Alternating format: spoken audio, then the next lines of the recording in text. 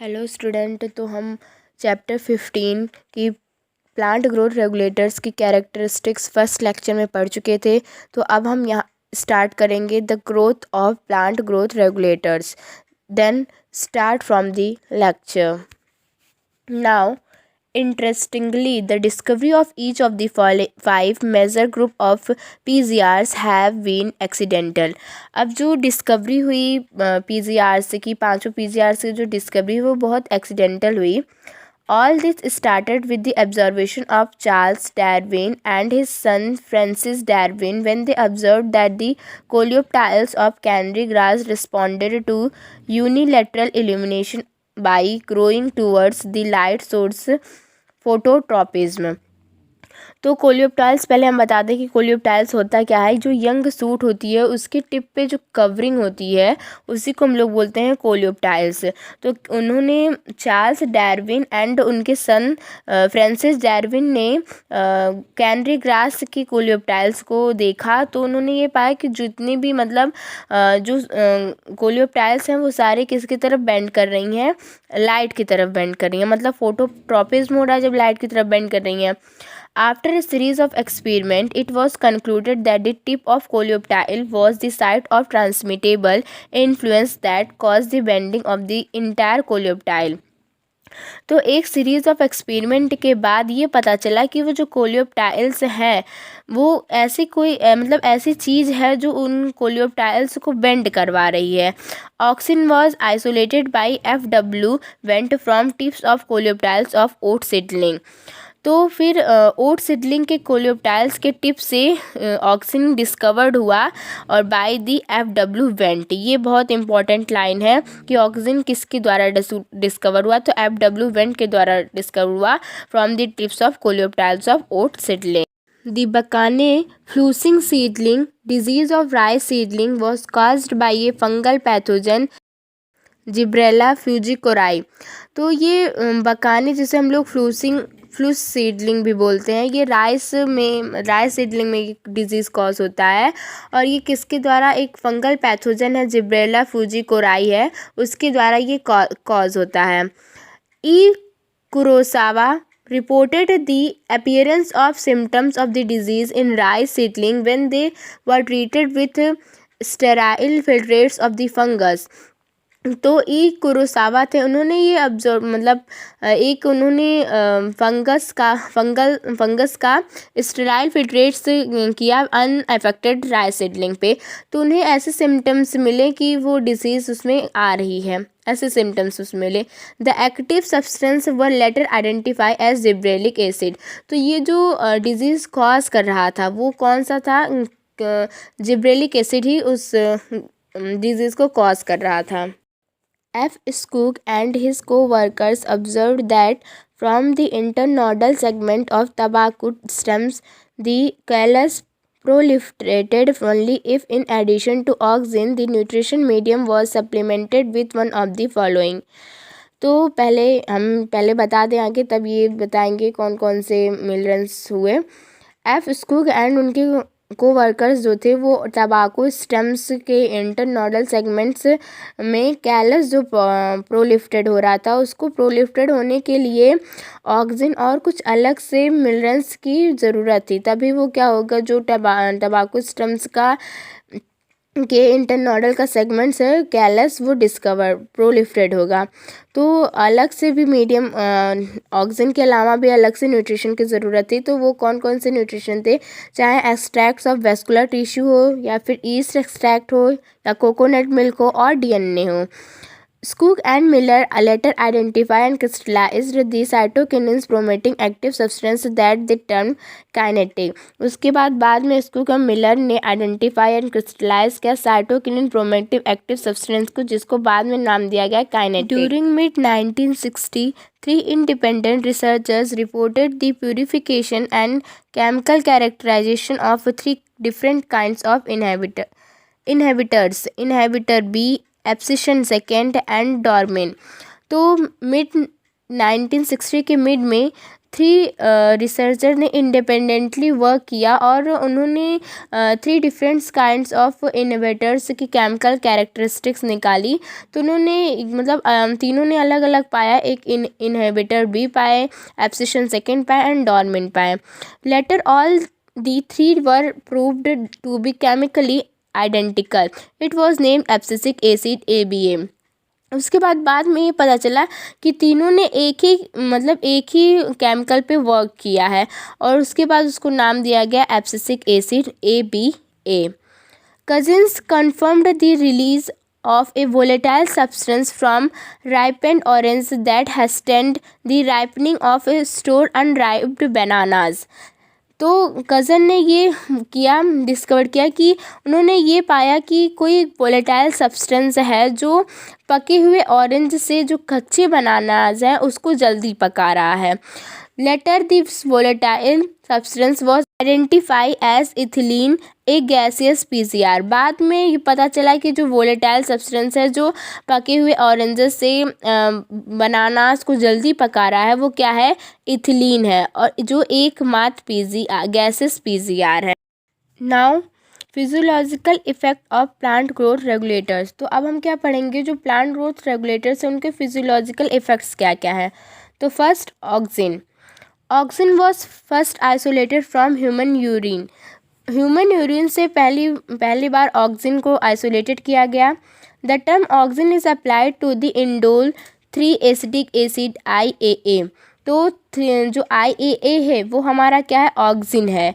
And the 2 other natural and synthetic compound having certain growing regulating properties. और पहली बात तो IAA हमारा ऑक्सिन है, और जो नेचुरल सिंथेटिक कंपाउंड्स भी हमारे ऑक्सिन हो सकते हैं जो प्लांट ग्रोइंग रेगुलेटिंग प्रॉपर्टीज़ को क्या करें, शो करें। They are generally produce by the growing apices of the stem and root from where they migrate to the region of their action. ये स्टेम एंड रूट के growing apices से produce होते हैं, के द्वारा प्रोड्यूस होते हैं और उसके बाद माइग्रेट होके अपने रीजन ऑफ एक्शन पे चले जाते हैं। Auxin like IAA and idol butyric acid IBA have been isolated from plant। अब जो IAA और IBA ये जो है प्लांट से आइसोलेटेड हो चुके हैं। And NAA naphthalene acetic acid and 2,4 dichlorophenoxy acid are synthetic auxin. और ये जो NAA है और 2,4 ये जो हमारा है ये क्या है, सिंथेटिक ऑक्सिन है। All these auxins have been used extensively in agriculture and horticulture practices. और जितने भी ऑक्सिन है उसका यूज़ हम लोग कहाँ पे करते हैं, एग्रीकल्चर एंड हॉर्टिकल्चर प्रैक्टिसेस में यूज्ड करते हैं। नाउ अब ऑक्सिन के फंक्शंस क्या क्या हैं। They help to initiate rooting in stem cutting. जैसे कि जब हम लोग स्टेम कट कर देते हैं, जैसे ज़्यादातर हमारा जो प्रोपोगेशन में यूज्ड हुआ है, तो जैसे हमने स्टेम कट कर दिया तो स्टेम जब हमने कट करके कहीं पे लगाते हैं तो उसमें जो रूटिंग होती है वो रूटिंग किसके वजह से होती है, ऑक्सिन उस रूटिंग को प्रमोट करता है। ठीक, ऑक्सिन प्रमोट फ्लावरिंग इन पाइनएप्पल्स। अब पाइनएप्पल में जो फ्लावरिंग होती है वो ऑक्सिन ही प्रमोट करता है उससे भी। They help to prevent fruit and leaf drop at early stages but promote the abscission of old and mature leaves and fruits। और ऑक्सिन क्या करता है, जो मतलब हमारे फ्रूट या फिर हमारे लीव्स को जल्दी गिरने नहीं देता है, मतलब वो मैच्योर नहीं हुई है उसके पहले भी जो हमारे पत्तियाँ गिर जाती हैं तो उनको गिरने नहीं देता है। ठीक है, और ये एक और मतलब जो भी प्रमोट करता है कि जो भी मतलब जो हमारे पत्ती, हमारे जो फल्स हैं, हमारे फ्रूट्स हैं वो मैच्योर हो गए हैं, ओल्ड हो गए हैं, तो उनको गिरा देता है जल्दी। ठीक है, मतलब जो हमारे लीव्स हैं जो अर्ली स्टेजेस में हैं उनको जल्दी गिरने नहीं देता है, और जो ओल्डर स्टेज में मैच्योर हो गए उनको जल्दी गिरा देता है। In most higher plants, the growing apical buds inhibits the growth of the lateral buds, a phenomena called apical dominance। अब जो हायर प्लांट्स में ये होता है कि जो एपिकल बर्ड्स होती है वो लेटरल बर्ड्स को ग्रो नहीं होने देती है। ठीक है, तो ये जो ग्रो नहीं होने देती है उनके ग्रोइंग को क्या कर देती है, इनहेबिट कर देती है। तो इसी को क्या बोलते हैं, एपिकल डोमिनेंस बोलते हैं।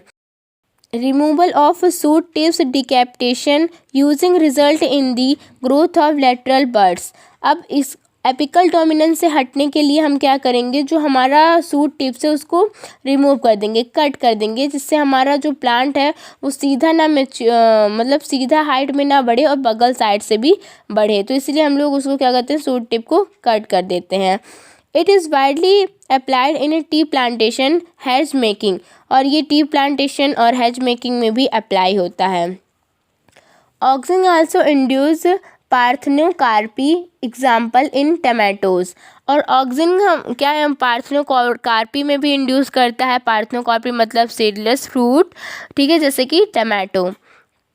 They are widely used as herbicides, इनका हर्बिसाइड्स में भी यूज होता है। 2,4-D widely use to kill dicotyledons weeds, does not affect mature monocotyledons plants. अब जो 2,4-D है ये वीड्स को हटाने में हेल्प करते हैं, ठीक है, किल करते हैं, लेकिन ये मोनोकोटिलेडोन्स प्लांट्स को अफेक्ट नहीं करते हैं। डाइकोटिलेडोन्स वीड्स को हटाते हैं, मोनोकोटिलेडोन्स प्लांट्स को अफेक्ट नहीं करते हैं। It is use to prepare weed free lawns by gardeners. अब गार्डनर्स जो लॉन्स बना रहे हैं उसमें वीड फ्री लॉन बने, तो उसके लिए भी हम लोग ऑक्सिन का यूज़ करते हैं। Auxin also control xylem differentiation and help in cell division. Auxin और किस में मदद करता है, हमारा सेल डिवीज़न में हेल्प करता है और जाइलम डिफरेंशिएशन को कंट्रोल करने में हेल्प करता है। तो इतने सारे हम लोग ऑक्सिन के फंक्शन पढ़ लिए कि ये क्या क्या करता है। रूटिंग कराता है, स्टेम कटिंग में पाइनएप्पल की फ्लावरिंग कराता है, हमारे फ्रूट और लीव्स को ड्रॉप अर्ली स्टेजेस में गिरने से प्रिवेंट करता है और प्रमोट करता है कि वो मैच्योर हो गए तो वो गिर जाएं, ठीक है। और हमारे जो है सेल डिवीज़न करवाता है, जाइलम डिफरेंशिएशन को कंट्रोल करता है, हर्बिसाइड्स में यूज होता है, ठीक है, वीड्स को मतलब वीड्स को किल करता है, ठीक है। बहुत ढेर सारे वर्क्स हैं, तो सारे आपको याद रखने हैं। फिर नेक्स्ट जो हमारा आता है वो जिब्रेलिन्स आता है। Gibberellins are another kind of promoting PGR, ये another kind of promoting PGR है। There are more than 100 gibberellins reported from widely different organism such as fungi and higher plants.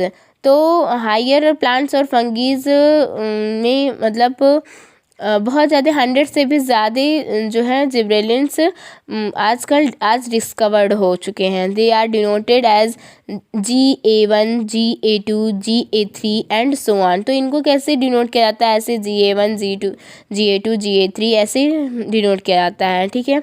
How ever gibberellin acid GA3 was one of the first gibblerins to be discovered and remains the most intensively studied form। अब जो है GA3 है ये पहला वो है gibberellin acid है जिसको डिस्कवर्ड किया गया था। ऑल GAS आर एसिडिक, जितने भी जिब्रेलिन्स हैं वो क्या है, एसिडिक है। They produce a wide range of physiological responses in the plant. अब और जो इनका जो रिस्पॉन्सेज है प्लांट में बहुत ज़्यादा है। Their ability to cause an increase in length of axis is use to increase the length of grapes stalks. अब जो ये है मतलब किस में हेल्प करती है, हमारा सबसे ज़्यादा तो लेंथ एक्सिस की लेंथ कॉज करने में इंक्रीज करने में हेल्प करती हैं। जैसे कि ग्रैप्स स्टॉक जो होता है वो इन्हीं से होता है, जिब्रेलिन्स से होता है। जो ग्रैप्स के हमारे जो लेंथ इंक्रीज होती है वो जिब्रेलिन्स से ही होता है, ठीक है। Gibberellins cause fruit like apple to elongate and improve its shape. अब जो हमारे एप्पल का जो शेप होता है उसको भी कौन वो कॉज करता है, जिब्रेलिन कॉज करता है। दे आल्सो डिले सेंसेस, ये सेंसेस को भी डिले करते हैं। Thus the fruit can be left on the tree longer as to extend the market period. तो डिले सेंसेस की वजह से जो हमारा फ्रूट है वो क्या होगा, जैसे हमारा जो ऑक्सिन है वो डिले सेंसेस को क्या करता है, हमारे सेंसेस को डिले करता है। तो उससे जो हमारा फ्रूट है वो ट्री पे लॉन्गर टाइम तक रहेगा और इससे जो हमारा मार्केट पीरियड है वो भी बढ़ जाएगा। GA3 is use to speed up the malting process in brewing industry. अब जो ब्रेविंग इंडस्ट्री है उसमें माल्टिंग प्रोसेस को स्पीड अप भी करता है GA3। तो बहुत सारे वर्क हो गए जिब्रेलिन्स के। अब जो आता है sugar cane store carbohydrates at sugar in their stem. अब हम लोग को पता है कि जो शुगर केन है वो कार्बोहाइड्रेट्स को शुगर के फॉर्म में अपने स्टेम्स में स्टोर किए होता है। Spraying sugar cane crop with gibberellins increase the length of the stem thus increase the yield by as much as 20 ton per acre. तो अगर हम लोग शुगर केन क्रॉप पे जिब्रेलिन स्प्रे कर देते हैं, जिब्रेलिन छिड़क देते हैं, तो जो हमारे स्टेम्स की लेंथ है वो इंक्रीज़ करेगी और जिससे हमारी यील्डिंग जो होगी वो इंक्रीज़ होगी 20 टन पर एकड़। हर एक एकड़ में 20 टन से भी ज़्यादा हमारी क्या हो जाएगी, यील्डिंग इंक्रीज़ हो जाएगी। Spraying juvenile conifers with GA hasten the maturity period thus leading to early seed production।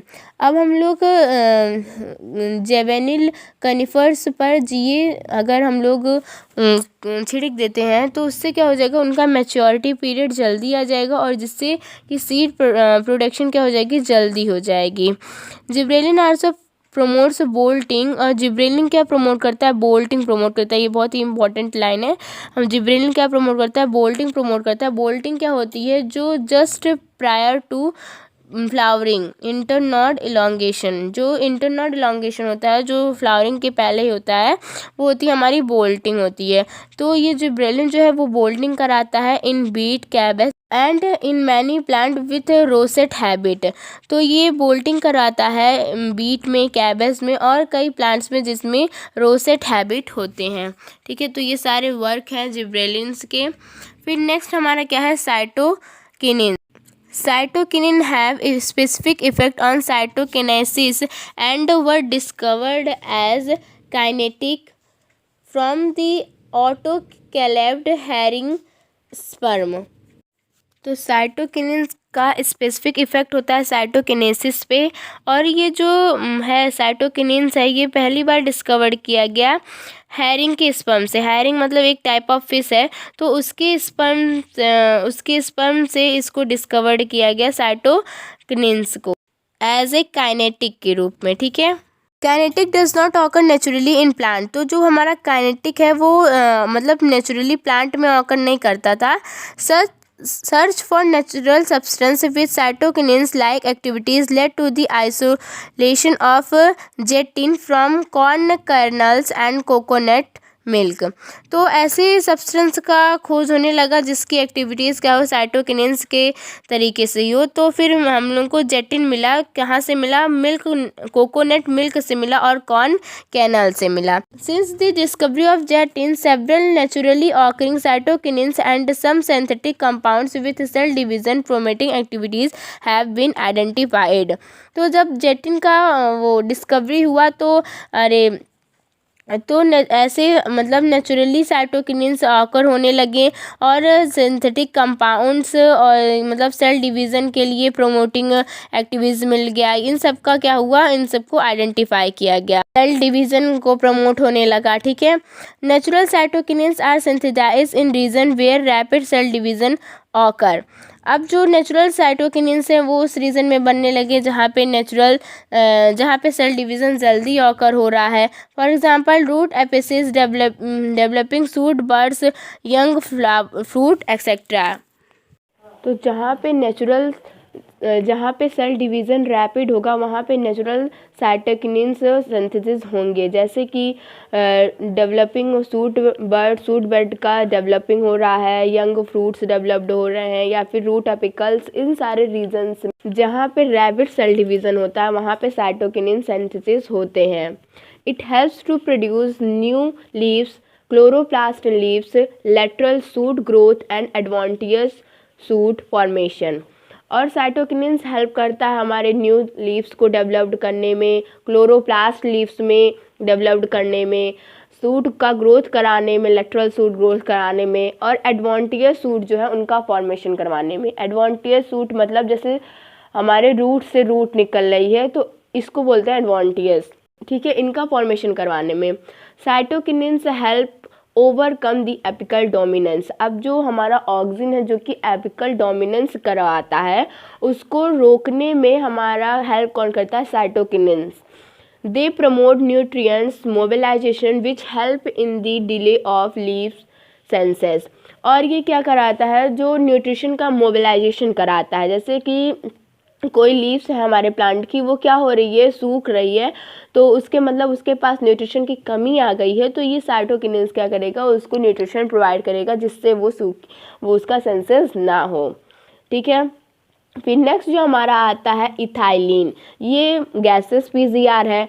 It is synthesis in large amount by tissue undergoing senses and ripening fruits. अब जो ये इथाइलिन है, ये जो हमारे tissues हैं जो सेंसेस में जा रहे हैं, डेड हो रहा है उनका, उनसे इथाइलिन प्रोड्यूस होता है, और जो फ्रूट हमारी राइपनिंग होती है उनसे प्रोड्यूस होता है। Influence of ethylene on plant include horizontal growth of seedling, swelling of the axis and apical hook formation in dicot seedling। अब जो हमारे इथाइलिन का यूज्ड क्या है कि हॉरिजेंटल ग्रोथ, सीडलिंग का हॉरिजेंटल ग्रोथ कराता है, और जो हमारे एक्सिस है उसका स्वेलिंग कराता है, मतलब कि उसको मोटा करता है, और एपिकल हुक फॉर्मेशन करता है इन डाइकॉट सीडलिंग में। Ethylene promotes senses and abscission of plant organ, specifically of leaves and flowers। अब पहले से ही पता है कि जो इथाइलिन है वो एम्फीबियंस की तरह वर्क करता है, तो ये जो है ये हमारे लीव्स और फ्लावर्स की क्या एब्सिशन और सेंसेस करवाता है। And ethylene is highly effective in fruit ripening, और इथाइलिन फ्रूट राइपनिंग में भी हमारी हेल्प करता है। ठीक है। It enhance the respiration rate during ripening of the fruit.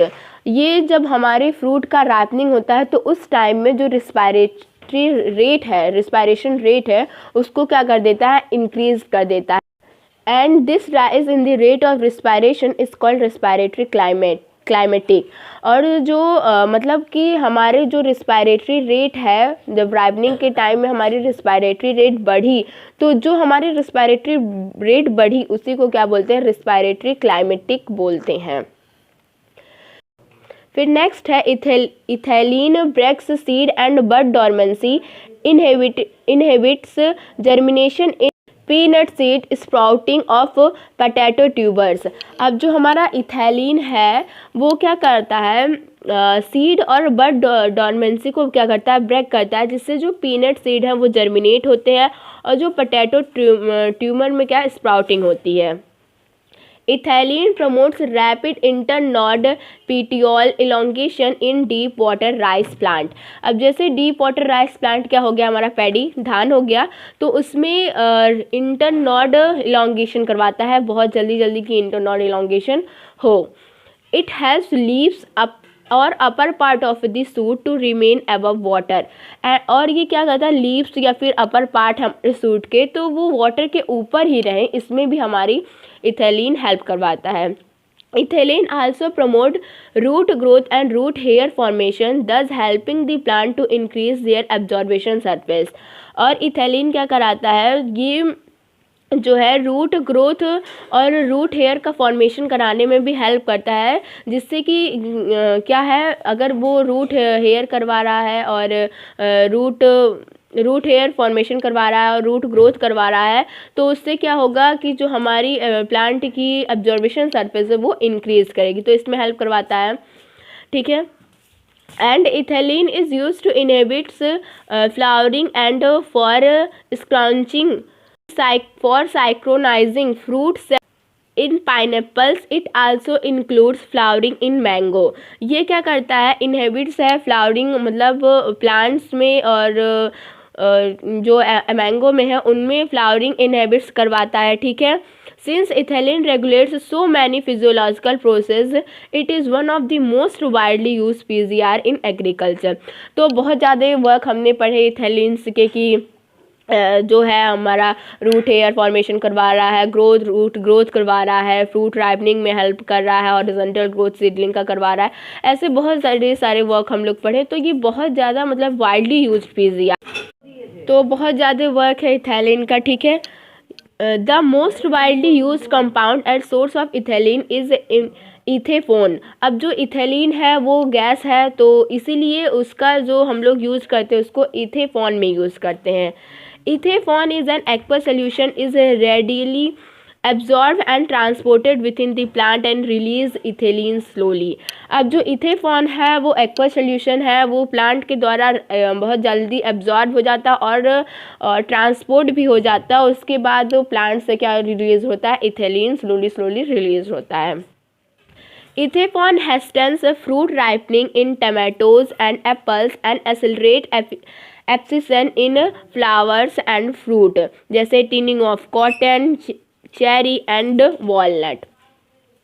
तो जो है इथेफॉन जो है वो टमाटो में और एप्पल की फ्रूट राइपनिंग करवाने में, मतलब बहुत जल्दी टमाटो और एप्पल में फ्रूट राइपनिंग करवाता है इथेफॉन। और ये क्या करता है, जो हमारे चेरी है या फिर वॉलनट है, इन सब में क्या कराता है, एब्सिशन करवाता है फ्लावर्स और फ्रूट्स में। ठीक, it promotes female flower in cucumber thereby increasing the yield. और ये क्या करता है, जो ककम्बर में फीमेल फ्लावर्स होते हैं उनको प्रमोट, मतलब बहुत ज़्यादा फ्लावर्स इंक्रीज करता है, बहुत ज़्यादा फ्लावर्स प्रोड्यूस करता है, हमारी हेल्प करता है उसमें, जिससे कि हमारी यील्डिंग जो है वो इंक्रीज करेगी। अब ज़्यादा फ्लावर्स होंगे तो यील्डिंग हमारी इंक्रीज करेगी। फिर नेक्स्ट जो हमारा है एब्सिसिक एसिड है।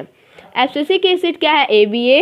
ठीक है, तो ये एब्सिशन एंड डॉर्मेंसी करवाता है। ठीक है, but like other PGR it also help other wide ranging effect on plant growth and development। लेकिन जैसे सारे और अदर, तो ये प्लांट ग्रोथ एंड डेवलपमेंट में क्या रैंगिंग इफेक्ट कराता है। ठीक है, it acts as a general plant growth inhibitors and inhibitor of plant metabolism.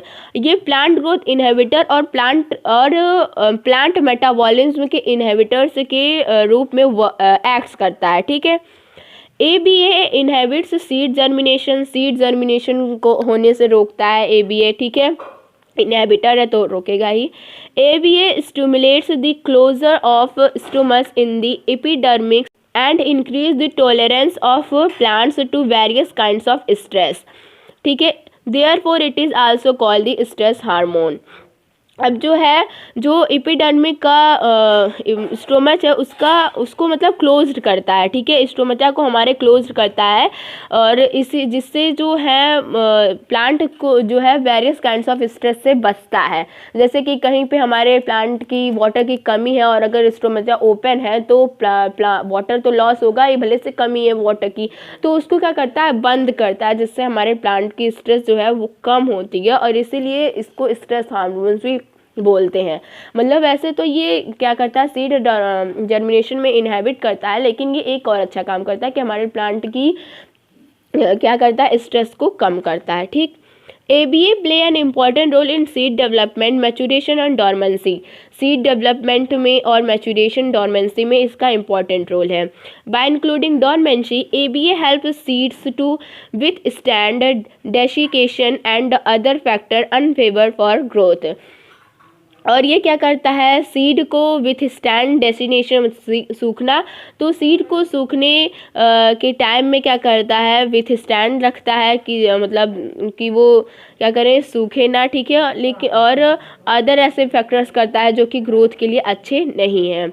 ABA acts an antagonist to AG, मतलब जिब्रेलिक का ये क्या है, एंटागोनिस्ट है, मतलब अपोजिट दोनों के वर्क होते हैं। ठीक है, ABA और जिब्रेलिन्स के अपोजिट्स वर्क होते हैं। ठीक, तो ये पूरे हम लोग ने फंक्शन पढ़ लिए। ये फंक्शन बहुत अच्छे से पढ़िएगा, क्योंकि फंक्शन बहुत कन्फ्यूज़न होता है कि कौन ऑक्सिन का है, कौन जिब्रेलिन्स का है, कौन ABA का है, तो इसमें कोई प्रॉब्लम ना हो।